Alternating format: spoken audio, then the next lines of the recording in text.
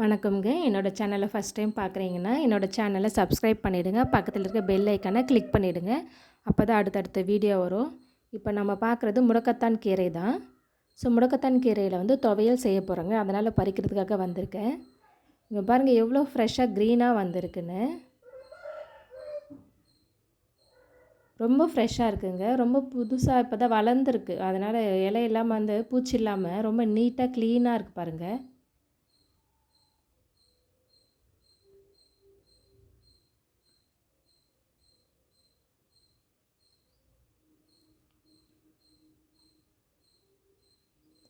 So கொஞ்சம் நிறையவே இருக்குங்க. நான் பறிக்கிறேன். பறிச்சுட்டு உங்களுக்கு காட்டுறேன் நான் எவ்வளோ பறிச்சிருக்கேன்னு சொல்லிட்டு.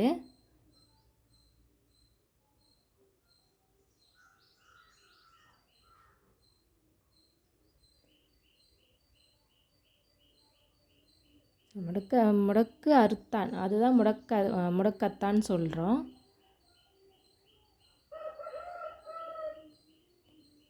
பாருங்கள் பறிச்சாச்சு. எவ்வளோ வந்திருக்கு பாருங்கள் நீங்களே. ஸோ எவ்வளோ ஃப்ரெஷ்ஷாக இருக்குது பாருங்கள்.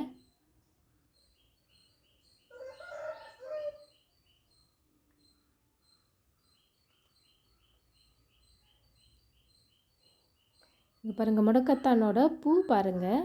நானே ஃபஸ்ட் டைம் பார்க்குறேங்க. ரொம்ப அழகாக இருக்குது. காய் பார்த்துருக்கேன் இதுக்கு முன்னாடி. பூ வந்து இப்போ தான் நான் ஃபஸ்ட் டைம் பார்க்குறேன். எவ்வளோ அழகாக இருக்குது பாருங்கள் ஒயிட் கலரில்.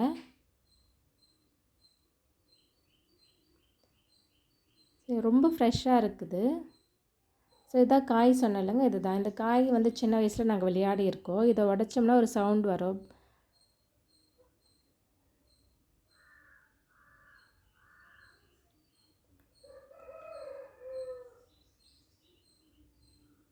ஸோ ஓகேங்க. இப்போ க்ளீன் பண்ணணும். க்ளீன் பண்ணிவிட்டு அதுக்கப்புறம் நல்லா வாஷ் பண்ணிவிட்டு அதுக்கப்புறம் சமைக்க வேண்டியதுதான்.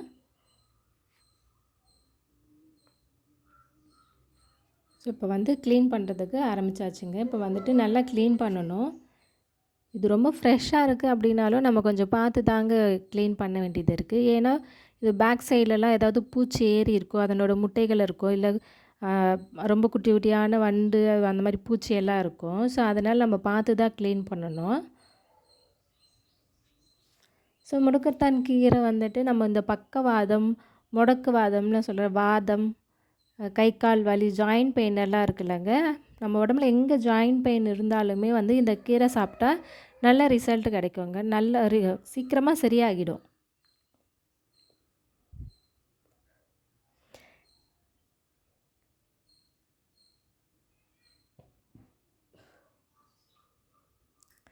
இந்த முடக்கத்தான் கீரை வந்துட்டு நம்ம நிறைய பேர் வந்து தோசை செஞ்சு சாப்பிடுவாங்க, இல்லை சட்னி, துவையல், ஊறுகாய் இது மாதிரி செஞ்சு சாப்பிடுவாங்க. சிலர் வந்து காரக்குழம்பு அது மாதிரி கூட செஞ்சு சாப்பிடுவாங்க. இப்போ நான்வெஜ் சாப்பிட்றவங்களாம் இருந்தால் இந்த கீரையை வந்துட்டு நல்லா நம்ம கொஞ்சமாக மிளகு, சீரகம், சின்ன வெங்காயம் இதெல்லாம் சேர்த்து வதக்கிட்டு, இந்த கீரை போட்டு வதக்கிட்டு நல்லா ஆற வச்சு அரைச்சிட்டோம் அப்படின்னா, நம்ம நார்மலாக இந்த வத்த குழம்பெல்லாம் வைப்போம்ல அந்த மாதிரி வச்சுட்டு, இந்த பேஸ்ட்டுமே அதில் நல்லா குழம்புல கலந்து கொதிச்சதுக்கப்புறம் நம்ம கருவாடெல்லாம் சேர்த்து நல்லா கொதிக்க வச்சு இறக்கணுன்னா பார்க்கவே அவ்வளோ நல்லாயிருக்கும். டேஸ்ட் வைஸ் பார்த்திங்கன்னா அவ்வளோ நல்லா இருக்குங்க. சீரியஸாக சொல்கிறேன். நம்ம வந்துட்டு நான்வெஜ்ஜில் வந்துட்டு இந்த கருவாடு சேர்த்து சாப்பிடும்போது அவ்வளோ நல்லாயிருக்கும். இப்போ வெஜிடேரியன் இருக்கிறவங்க அப்படி பார்த்தா இந்த மாதிரி நம்ம இந்த தோசை, துவையல், சட்னி இந்த மாதிரி செஞ்சு சாப்பிட்டுக்கலாம். நம்ம எப்படி சாப்பிட்டாலுமே இந்த கீரையோட பெனிஃபிட் வந்து 100% அப்படியே நமக்கு கிடைக்கும்.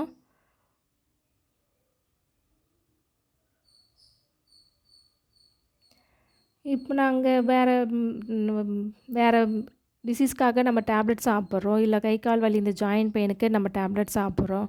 நாங்கள் வந்து இந்த கீரை எடுத்துக்கலாமா அப்படின்னா கண்டிப்பாக எடுத்துக்கலாங்க. இந்த கீரை சாப்பிட்றதுனால ஒரு சைடு எஃபெக்ட்டுமே வராது. இன்னும் கேட்டிங்கன்னா கொஞ்சம் சீக்கிரமாகவே க்யூர் ஆகிடும் இந்த கீரை எடுத்துக்கிறதுனால.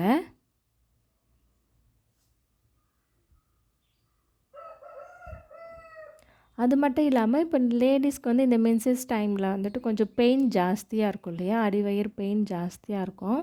அந்த மாதிரி டைமில் வந்துட்டு இந்த கீரை வந்துட்டு நல்லா வந்துட்டு ஒரு 3rd டே 3வது நாள் அன்றைக்கி என்ன ஆகும் பண்ணணுன்னா, இதே மாதிரி வந்து கீரை பறித்து க்ளீன் பண்ணிவிட்டு நல்லா பேஸ்ட் மாதிரி அரைச்சிட்டு அடிவயிறில் 10 போட்டோம் அப்படின்னு சொல்லிட்டுனா கொஞ்சம் அந்த யூட்ரஸில் இருக்கிற அழுக்கு எல்லாமே வந்துட்டு வெளியேறிடும்னு சொல்லுவாங்க.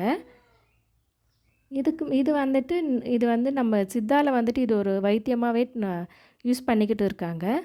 அது இல்லாமல் எனக்கு ஒரு அம்மாவும் சொல்லி கொடுத்தாங்க நான் வேலை செய்கிற இடத்துல. இந்த மாதிரி செஞ்சால் நமக்கு பெயின் ஜாஸ்தி இருக்காதுமா, சரியாயிடும். ப்ளஸ் வந்து கம்ப்ளீட்டாக வந்துட்டு அந்த அழுக்கெல்லாம் வெளியேறிடும் அப்படின்னு சொல்லியிருக்காங்க. ஸோ நிறைய விஷயம் வழக்கத்தில் இருக்குது. ஆனால் நிறைய பேருக்கு நமக்கு தெரியறது இல்லைங்க. அதான் நிஜம். ஏன்னா நம்ம எல்லாமே வந்துட்டு இப்போ மெடிக்கல் அந்த மாதிரி தான் மெடிசின் அது மாதிரி தான் நம்ம பழகி வச்சுருக்கோம். நம்ம முன்னோர்கள் வாழ்ந்த வாழ்க்கையில் இருக்கிற ஃபுட்டாக இருக்கட்டும், நம்ம இந்த பழக்கவழக்கங்களாக இருக்கட்டும், எதுவுமே நாம் வந்து ஃபாலோ பண்ணுறதை விட்டுட்டோம். ஸோ அதனால இப்போ நிறைய பேர் வந்து திரும்ப வந்து இந்த சித்தா மெடிசன் எடுக்க ட்ரை பண்ணிகிட்ருக்காங்க. நிறைய பேர் வந்து இப்போ இந்த நாட்டு வைத்தியம் வீட்டிலேயே செஞ்சு சமைக்கிறது, வீட்டிலேயே ரெடி பண்ணுறது எல்லாமே பார்த்துருக்கேன் நான்.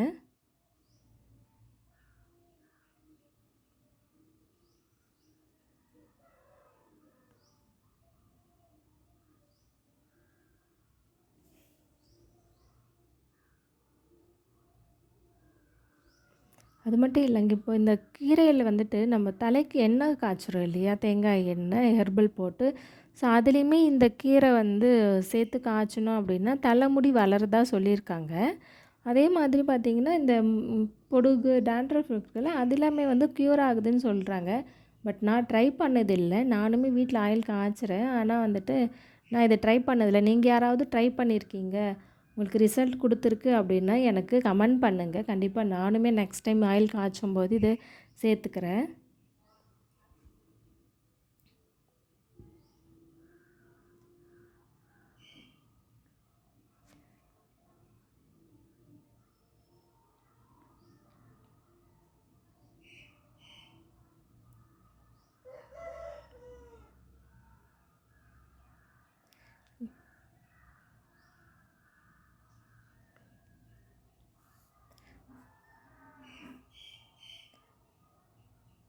ஆல்மோஸ்ட் கொஞ்சம் க்ளீன் பண்ணியாச்சு. இன்னும் கொஞ்சம் தான் இருக்குது. இதை முடிச்சுட்டோம் அப்படின்னா சமைக்க வேண்டியதானுங்க.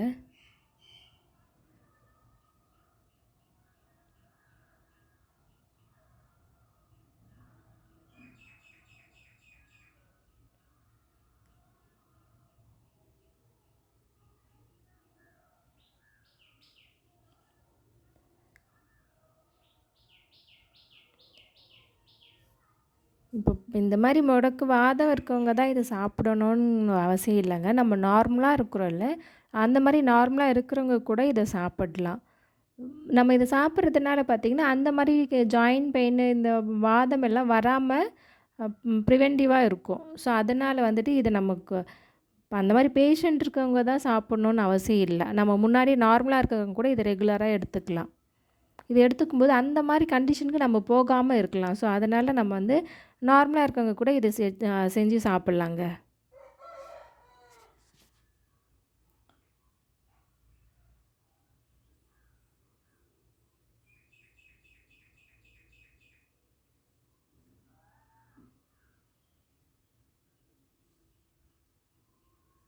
எனக்கு கொஞ்சம் நிறைய கிடச்சிது. எங்கள் வீட்டில் வந்துட்டு இது எல்லாருமே சாப்பிடுவோம் நல்லா. ஸோ அதனால் கொஞ்சம் நான் நிறைய பறிச்சுக்கிட்டு வந்திருக்கேன். ஸோ உங்களுக்கு வந்துட்டு இந்த மாதிரி நிறைய எங்கேயாவது கிடைக்குது அப்படின்னா வாங்கிக்கோங்க. வாங்கி க்ளீன் பண்ணி நல்லா வெயிலில் காய வச்சுடுங்க. வாஷ் பண்ணிவிட்டு நல்லா காய வச்சுட்டிங்க அப்படின்னா இந்த ரசம் மாதிரி செஞ்சுக்கலாம், காரக்குழம்பு இது மாதிரி கூட செஞ்சுக்கலாம். வீட்டில் இப்போ மிளகாப்பொடி இட்லிக்கு அரைப்போம் இல்லையா, இட்லி மிளகாப்பொடி அது மாதிரி கூட இது வந்து கலந்து சாப்பிட்டோம்னா நல்ல ரிசல்ட் கிடைக்குங்க. நம்ம தோசை தான் ஊற்றணும், சட்னி தான் அரைக்கணும் அந்த மாதிரி இல்லை.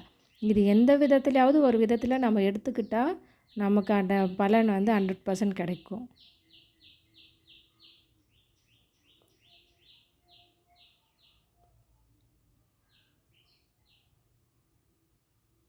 இப்போ நிறைய பேர் முருங்கைக்கீரைலாம் வந்துட்டு இது மாதிரி ட்ரை காய வச்சுட்டு பவுடர் பண்ணி வச்சுக்கிறாங்க. இப்போ நிறைய பேர் வந்துட்டு அதாவது சித்தாவில் வந்துட்டு இப்போ எடுத்துக்கணும் இதெல்லாம் சாப்பிட்டா நம்ம நார்மலாக முருங்கைக்கீரை என்ன பண்ணுவோம், பொரியல் செஞ்சு சாப்பிடுவோம், கூட்டு செஞ்சு சாப்பிடுவோம், சாம்பார் வைப்போம், அவ்வளோதான். இப்போ அந்த மாதிரி இல்லை, எல்லாமே பதப்படுத்தி அதை வேறு மாதிரி எப்படி சாப்பிட்லான்ற அளவுக்கு இப்போ யோசிக்க ஆரம்பிச்சுட்டாங்க. ஸோ நம்ம அப்போ அந்த அளவுக்கு வீக் ஆகிட்டே வரோம். ஸோ அதனால் வந்துட்டு இந்த கீரையெல்லாம் கிடைக்கும் போதே யூஸ் பண்ணிக்குவாங்க.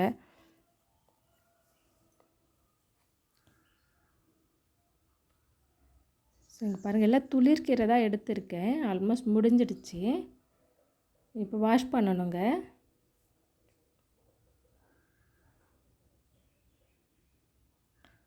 இப்போ தண்ணி எடுத்துகிட்டு வந்திருக்கேன். நல்லா வாஷ் பண்ணிக்கலாம். ஒரு 2 முறை வாஷ் பண்ணிக்கலாங்க.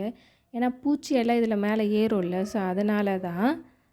ஸோ நல்லா வாஷ் பண்ணிவிட்டு நல்லா தண்ணி இல்லாமல் நல்லா பிழிஞ்சு எடுத்து வச்சுக்கிட்டோம் அப்படின்னா நமக்கு வதக்குறதுக்கு கொஞ்சம் ஈஸியாக இருக்குங்க.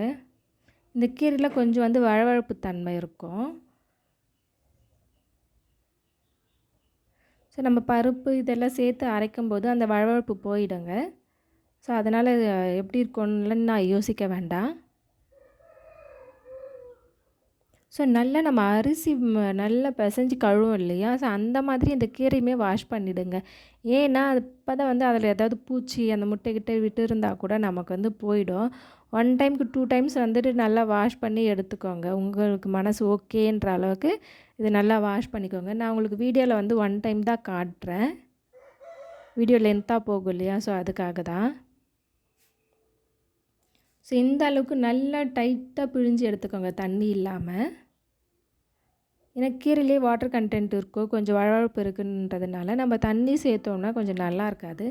தண்ணி இல்லாமல் நம்ம நல்லா பிழிஞ்சு எடுத்துட்டோம் அப்படின்னா நமக்கு வதக்கும்போது கொஞ்சம் ஈஸியாக இருக்கும். சீக்கிரமாகவும் குக் ஆகிடும், கலர் மாறாமல் நமக்கு கிடைக்கும். அதுக்காக தான்.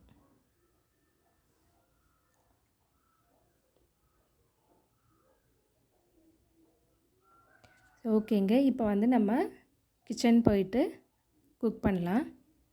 இங்கே பாருங்கள், நான் வந்து ஒரு கைப்பிடி அளவு தேங்காய் எடுத்து வச்சுருக்கேன். ஒரு 10லேருந்து 20 பல் பூண்டு எடுத்து வச்சுருக்கேன். ஒரு 10, 15 வந்து சின்னதாக தான் இருக்குது மிளகாய் எடுத்து வச்சுருக்கேன். இங்கே பாருங்கள், வாஷ் பண்ணி வச்சுருக்க முடக்கத்தான் கீரை இருக்குது. ஸோ ஒரு ஸ்பூன்லேருந்து 1½ ஸ்பூன் அளவுக்கு உளுத்தம்பருப்பு எடுத்து வச்சுருக்கேன். இது இல்லாமல் 1 ஸ்பூன் அளவுக்கு நான் கடலைப்பருப்பும் கொஞ்சமாக வந்துட்டு ஒரு 1/2 ஸ்பூன் அளவுக்கு சீரகமும் எடுத்து வச்சுருக்கேன். ஸ்டவ் ஆன் பண்ணி ஆயில் சூடாயிடுச்சு பாருங்கள் கடாயில். ஸோ இப்போ சீரகம் ஒரு 1/2 ஸ்பூன் சேர்த்துக்கிறேன். ஸோ சீரகம் நல்லா பொரிஞ்சிடுச்சு. இந்த அளவுக்கு பொரிஞ்ச பிறகு கடலைப்பருப்புக்கு சொன்னேன் இல்லையா, 1 ஸ்பூன் எடுத்து வச்சுருக்கேன்னு அதை சேர்த்துக்கலாம்.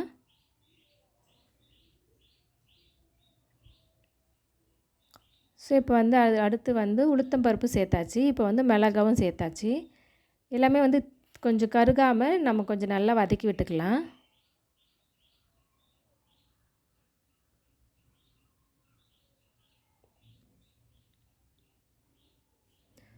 ஸோ இப்போ பூண்டு வச்சுருந்தேன் இல்லையா, பூண்டு ஆட் பண்ணிக்கலாம்.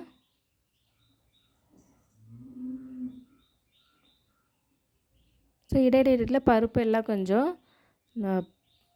கிளறி விட்டுடுங்க.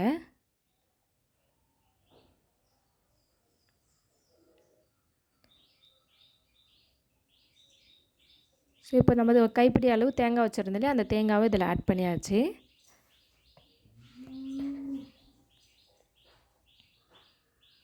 சரி பாருங்கள், பூண்டு எல்லாம் கொஞ்சம் வதங்கிடுச்சு, பருப்பு எல்லாமே வந்து நல்லா இதுவாகிடுச்சு, கலர் மாறிடுச்சு.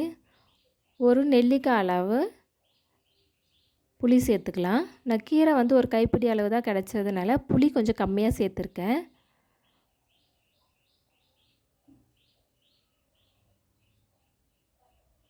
இப்போது வாஷ் பண்ணி வச்சுருக்கிற முடக்கத்தான் கீரையை இதில் சேர்த்துக்கலாம்.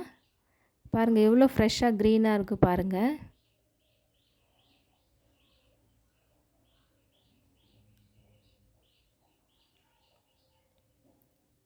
ஸோ ஆயிலில் இது வந்து ஒரு 2 நிமிஷம் வதக்கினா போதுங்க.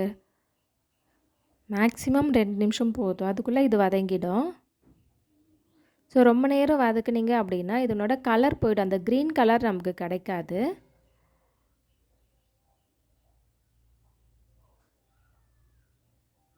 ஸோ இப்போ பாருங்கள் ரொம்ப நல்லா வதங்கிடுச்சு. இந்த பருப்பு எல்லாமே வந்து கோல்டன் ப்ரௌன் கலர் அப்படி கரெக்டாக இருக்குது. நம்ம போட்டது எல்லாமே அதே கலரில் இருக்குது பாருங்கள். நம்ம எதுவுமே கருக விடாமல் அதே கலரில் எடுத்துருக்கோம். ஸோ இந்த பதத்தில் நம்ம எடுத்து அரைச்சோம் அப்படின்னா தான் அந்த டேஸ்ட் வைஸ் நல்லாயிருக்கும். ஏதாவது ஒன்று கருகிட்டாலும் நல்லா இருக்காதுங்க, பார்த்துக்கோங்க.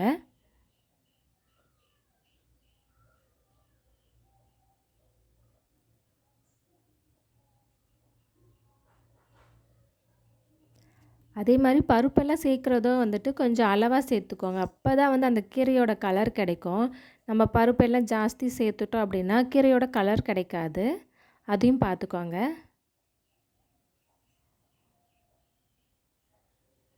ஸோ இந்த கீரை வந்து சிறு கசப்பாக இருக்கும். அதனால் என்ன பண்ணணும்னா பருப்பு கம்மியும் சேர்த்துட்டு மற்ற பொருளை வந்து கொஞ்சம் எக்ஸ்ட்ரா சேர்த்துக்கோங்க. இப்போ ஸ்டவ் ஆஃப் பண்ணியாச்சு. ஸோ அந்த ஹீட் அப்படியே விடாமல் கொஞ்சம் கிளறி விடலாம். அப்போ தான் வந்து கலர் மாறாமல் இருக்கும். இப்போ புளியும் தேங்காய் மட்டும் கொஞ்சம் எக்ஸ்ட்ரா கூட வச்சுக்கோங்க. மற்ற பொருள் வந்து கம்மி பண்ணிக்கோங்க. இல்லைன்னா வந்து கலர் வந்து க்ரீனாக கிடைக்காது.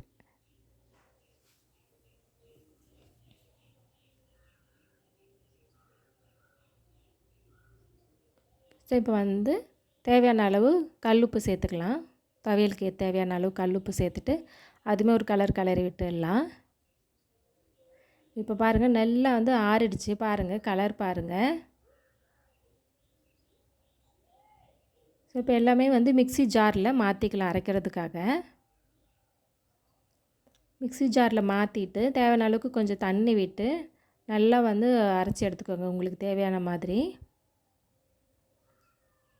ஸோ அங்கே பாருங்கள் கீரை வந்து அதே க்ரீன் கலரில் தான் இருக்குது.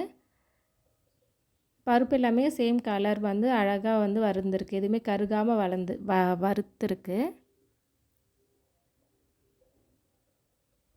ஸோ பாருங்கள் அரைச்சாச்சு. எவ்வளோ க்ரீனாக வந்திருக்குது பாருங்கள். ஸோ இந்த அளவுக்கு நல்லா வந்துட்டு அரைச்சிட்டு இப்போ வேறு பாத்திரத்தில் மாற்றிக்கலாம். வேறு பாத்திரத்தில் மாற்றிட்டு வந்து ஒரு தாளிப்பு மட்டும் இது செஞ்சிட்டோம்னா அவ்வளோதாங்க, முடிஞ்சிடும்.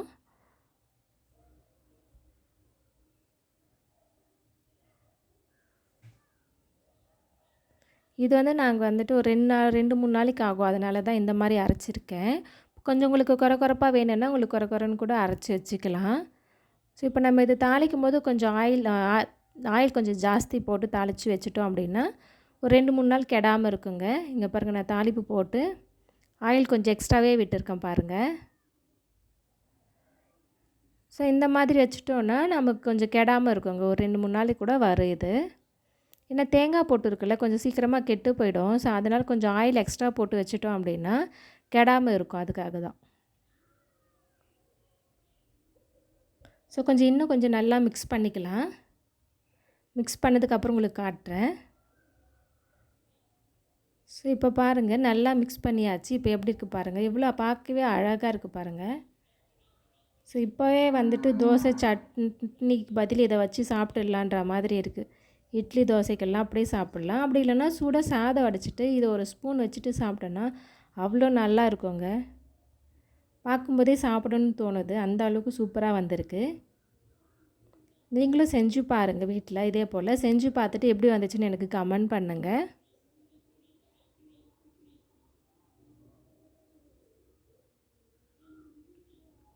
பாருங்கள் அந்த ஆயில் நல்லா மிக்ஸ் பண்ணி அந்த கோல்டன் கலரில் அவ்வளோ நல்லா வந்திருக்கு.